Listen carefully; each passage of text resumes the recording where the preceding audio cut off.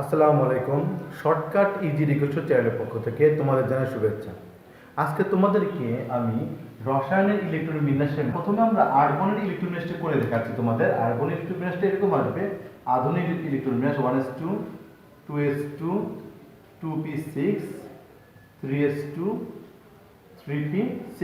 ওকে, খেয়াল করে দাও, এখানে দুইটা আছে, এখানে 8টা ইলেকট্রন আছে, 2 এবং 6। এখানে 8টা ইলেকট্রন আছে, 2 এবং 6, 8টা। ঠিক আছে, 8 16 এবং 8 এবং 8 16, 2 কত হয় 18। তাহলে আর্গনের ইলেকট্রন বিন্যাস আমরা এটা পাচ্ছি। এখন খুব ম্যাজিক নিয়মে আর্গনের পরের থেকে দেখো স্ক্যান্ডিনেভিয়াম থেকে আমরা খুব সহজে কিন্তু ম্যাজিক নিয়মে ইলেকট্রন বিন্যাস করতে পারবো। একটু ধৈর্য ধারণ করো, দেখো খুব সুন্দরভাবে এই ম্যাজিক নিয়মগুলো কিন্তু হয়ে যাবে। দেখো স্ক্যান্ডিনেভিয়াম কত, পারমাণবিক সংখ্যা 21, তাই না?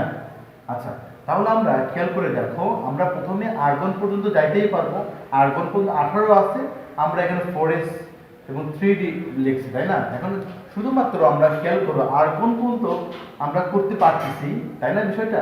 এখন আর্গন থাকার পরে খেয়াল করো, আমরা এখানে 2 এবং 1, স্ক্যান্ডিনেভিয়াম কত 2 এবং 1, আমরা যদি এই 2টা আমরা এই প্রথমে এবং এই 1টা যদি পরে দিয়ে দেই, তাহলে কিন্তু আমাদের স্ক্যান্ডিনেভিয়াম কিন্তু ইলেকট্রন বিন্যাস কিন্তু হয়ে যায় এবং এত সহজে হয়ে যাচ্ছে। খেয়াল করে দেখো, আর্গনটা যদি তুমি পারো তাহলে এগুলো কিন্তু তোমার কাছে কোনো ব্যাপারই না। আচ্ছা, এবার আবার নিচেটা দেখো, টাইটানিয়ামের ক্ষেত্রে 22, টাইটানিয়াম কত 22, তাই না? তাহলে আমাদের কি করতে হবে? আর্গন তো ঠিক আছে, আর্গন তো করতে হবে, তারপরে এই প্রথম 2টা বসাই দিতে হবে এখানে, এরপরে 2টা বসাই দিতে হবে আমাদের এখানে। খেয়াল করে দেখো, একেবারে সহজ, একেবারে টাইটানিয়ামের 22 যে ইলেকট্রন বিন্যাস, টাইটানিয়ামের পারমাণবিক সংখ্যা 22, খুব সহজে কিন্তু আমরা করতে পারতেছি। পরের দিন দেখো, তারপরেরটা কি, ভ্যানাডিয়ামের ক্ষেত্রে 23, পারমাণবিক সংখ্যা 23। তাহলে আমাদের আর্গন কত করতে হবে? এই 2টা বসবে এখানে এবং 3টা বসবে এখানে। দেখো খুব সহজে কিন্তু আমাদের ইলেকট্রন বিন্যাস কিন্তু আমাদের হয়ে যাচ্ছে। আচ্ছা, এবার খেয়াল করো, আমি ক্রোমিয়াম সম্পর্কে একটু পরে বলতেছি, স্টার দেওয়া আছে ব্যতিক্রম একটু পরে বলতেছি। ম্যাঙ্গানিজ সম্পর্কে একটু বলি। ম্যাঙ্গানিজ দেখো 25, তাহলে আমাদের আর্গন পদ্ধতি করতেই হচ্ছে। তারপরে কি হচ্ছে, এই 2টা বসবে এখানে, তারপরে 5 বসবে এখানে। ঠিক আছে, খুব সহজেই কিন্তু আমরা ম্যাঙ্গানিজে কিন্তু ইলেকট্রন করতে পারতেছি। এবার দেখো আয়রন, আয়রন 26, ঠিক আছে, 2টা বসবে কোথায়? এস এর উপরে এবং 6 বসবে ডির উপরে। তাহলে কিন্তু আমাদের কিন্তু খুব সহজে আয়রনের ইলেকট্রন হয়ে যাচ্ছে। কোবাল্ট দেখো অনুরূপভাবে 27, 2 বসবে প্রথমে, 7 বসবে লাস্টে ডির উপরে, এস এর উপরে 2 আর 7 তো সেকেন্ড আসতে ডির উপরে 7 বসবে। তাহলে খেয়াল করে দেখো কোবাল্টের ইলেকট্রন কিন্তু ম্যাজিক নিয়মে হয়ে যাচ্ছে। এবার নিকেল, নিকেল 28, তাহলে এখানে বসবে 2, 8 বসবে পরে ডি এর উপরে বসবে। কপার ব্যতিক্রম এবং জিঙ্কটাও ব্যতিক্রম, একটু বুঝাবো তোমাদেরকে কিভাবে করতে হয়। তাহলে আমাদের এখান থেকে আমরা মানে জানতে পারতেছি খুব সহজে আর্গনের ইলেকট্রন বিন্যাস জানলে আমরা অন্যান্য স্ক্যান্ডিনেভিয়াম, টাইটানিয়াম সহকারে অন্যান্য যে ইলেকট্রন বিন্যাসগুলো করা যায় মৌলগুলা, সে আমরা খুব সহজে জানতে পারতেছি। তাহলে আমাদের ব্যতিক্রম ক্রোমিয়াম, কপার এবং জিঙ্ক। তো চলো এই 3টা ব্যতিক্রম এগুলো শিখে আসি। তাহলে স্থিতিশীল হিসাবে আমরা দেখি ডি অরবিটালের যে ইলেকট্রন 5 এবং ডি অরবিটালে যদি ইলেকট্রন 10 থাকে, তাহলে সেই মানে এই D5 এবং D10 যদি পূর্ণ হয়, অর্থাৎ D10 তো পূর্ণ হয়ে যাচ্ছে, কিন্তু D5 অর্ধপূর্ণ হলেও এই দুইটা ক্ষেত্রে স্থিতিশীল। আচ্ছা, আমরা যদি তাহলে কি বললাম আমি তোমাদেরকে, D5 এবং D10 কি হচ্ছে স্থিতিশীল। ঠিক আছে, তাহলে খেয়াল করে দেখো ক্রোমিয়ামের ক্ষেত্রে 24 আছে, তাই না এখানে? তাহলে আমরা কিন্তু খেয়াল করে দেখো আর্গন কিন্তু করতে পারছি। আমাদের আগের নিয়মে অনুযায়ী কি এখন হইতো, এখানে 2 এবং 4 হইতো, তাই না বিষয়টা? তাহলে এই 2 এবং 4 এটা হবে না। এর কারণটা হচ্ছে আমরা জানি যে D5 হচ্ছে স্থিতিশীল, তাহলে আমাকে D4 না হয়ে এখানে আসবে D5 হবে, তাহলে এবং এখানে আসবে 1 আসবে। তাহলে আমাদের আর্গন এবং আর্গন 18, 18 আর একে কত হয় 19, 19 এর 5 কত হচ্ছে 24। তাহলে আমরা ক্রোমিয়ামের এই ব্যতিক্রম নিয়মটা কিন্তু করতে পারলাম। ঠিক আছে, তাহলে এবার তোমাদেরকে নিয়ে যাই কপারের ক্ষেত্রে। খেয়াল করে দেখো, আমি কিন্তু তোমাকে বলেছি D10, এটা হচ্ছে ডির সর্বোচ্চ, ডি অরবিটাল সর্বোচ্চ ইলেকট্রন ধারণ ক্ষমতা সর্বোচ্চ কত 10, মানে এটা পূর্ণ D10 পূর্ণ হয়ে গেছে ইলেকট্রনটা এবং এটা একটা স্থিতিশীল অবস্থায় আছে।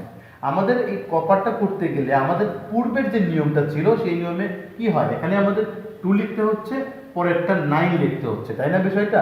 কিন্তু আমরা জানি D9 এটা হবে না, কারণ কি D10 এটা কিন্তু চাবে পূর্ণ করে, যে কোনো মৌল চাবে কোনো একটা অরবিটাল মানে মানে কোনো একটা অরবিটালে সর্বোচ্চ ধারণ ক্ষমতাপূর্ণ ইলেকট্রন থাকার মাধ্যমে স্থিতিশীল অবস্থায় থাকতে পারে। এই কারণে D9 না হয়ে এখানে আসবে D10 হবে, এবং এখানে সেই অনুযায়ী এখানে 1 আসবে। তাহলে আমরা হিসাব করলে দেখা যায় যে আর্গন তো 18 ছিল, 18 আর একে কত হয় 19, 19 এবং 10-এ 29 হচ্ছে। তাহলে আমাদের কপারটা কি হচ্ছে, আমাদের কপারে ইলেকট্রনের 29 মিলে যাচ্ছে। তাহলে আমরা এখান থেকে কি শিখলাম, আমাদের এখানে 9 হচ্ছে না, কারণ 9 এর পর 10 থাকে, ডি অরবিটালে 10 তো স্থিতিশীল অবস্থা থাকে, এই কারণে প্রথমে স্থিতিশীল হবে সেই হিসাব করে এখানে 1 বসে যাচ্ছে। তার মানে D10 বসতেছে, এবং আর্গন 18 এবং 10 কত হয় 28, এবং এই এস অরবিটালে তো সর্বোচ্চ 2টা ধারণ ক্ষমতা থাকে ইলেকট্রন, আমরা একটা বসাতেই পারি।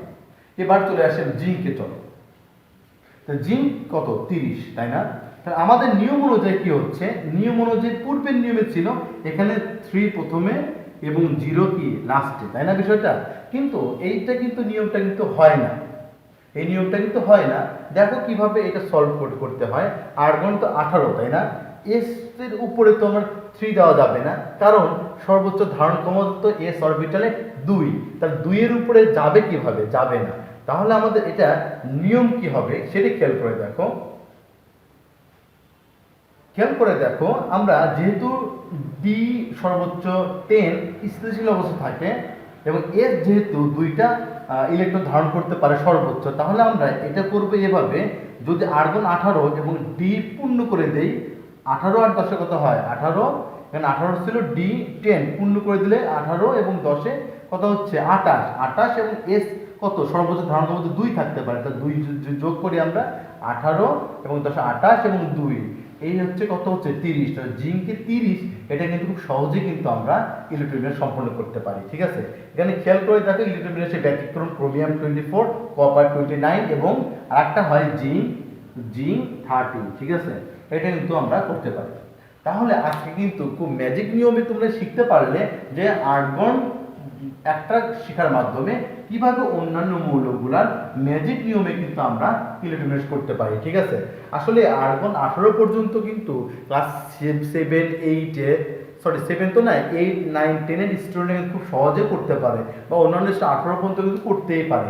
তারপরে কিন্তু পরের মৌলগুলো নিয়েই সমস্যা হয়। ঠিক আছে, তোমরা যদি মানে 1 থেকে 30 পর্যন্ত মৌলের ইলেকট্রোবিন্যাস যদি করো, তাহলে কিন্তু খুব সহজে তোমরা বিভিন্ন পরীক্ষাতে কিন্তু এই 30টা মৌলের ইলেকট্রোবিন্যাস শিখলে কিন্তু তোমরা কিন্তু তোমাদের কাঙ্ক্ষিত যে পরীক্ষায় অ্যান্সার করে সেটা করতে পারবে। তাহলে আজকে কিন্তু আমরা 18-র পর থেকে আমরা কিন্তু খেয়াল করে দেখো, বিশেষ করে স্ক্যান্ডিনেভিয়ান থেকে আমরা শুরু করি 30 পর্যন্ত, 21 থেকে 30 পর্যন্ত যেই মৌলিক ইলেকট্রোবিন্যাস তোমাদের সমস্যা হয়, সেইগুলোই কিন্তু আমরা ম্যাজিক নিয়মে কিন্তু আমরা দেখাতে পারতেছি। ঠিক আছে, আর্গনকে সেট করে।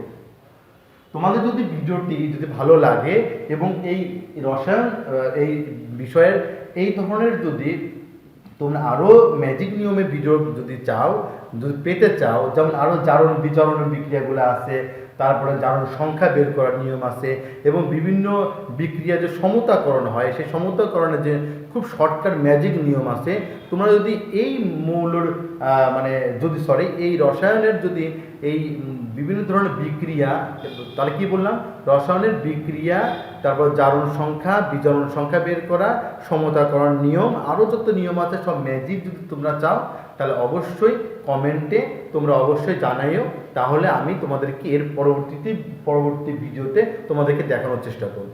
তো আজকে এই পর্যন্তই, আল্লাহ হাফেজ।